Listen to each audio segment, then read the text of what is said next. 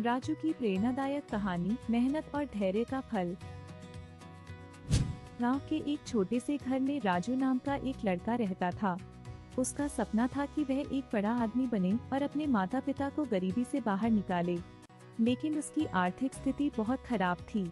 उसके पिता एक किसान थे और माँ घर पर सिलाई का काम करती थी।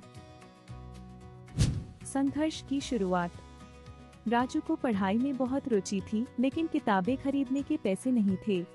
वह स्कूल के बाद खेतों में काम करता और बची हुई रोशनी में दूसरों से उधार ली गई किताबों से पढ़ता। कई बार उसके दोस्त उसका मजाक उड़ाते और कहते, इतनी मेहनत क्यों कर रहा है, हमारी तरह मस्ती कर। लेकिन राजू की माँ हमेशा उसे प्रेरित करती, बेटा मेहनत कभी बेकार नहीं जाती, जो धैर्य रखता है वही आगे बढ़ता है। कठिनाइयों से लड़ने का साहस। राजू ने हार नहीं मानी। वह सुबह अखबार बांटता, शाम को मजदूरी करता और रात में पढ़ाई करता। स्कूल में उसकी मेहनत रंग लाई और वह टॉप करने लगा।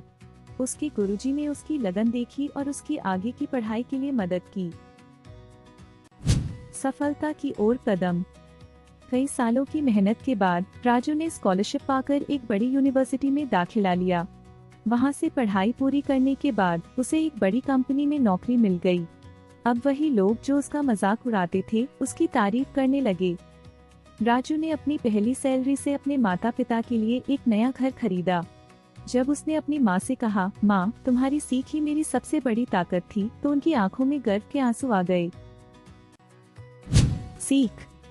यह कहानी हमें सिखाती है कि कड़ी मेहनत, लगन और धैर्य से हम किसी भी मुश्किल को पार कर सकते हैं।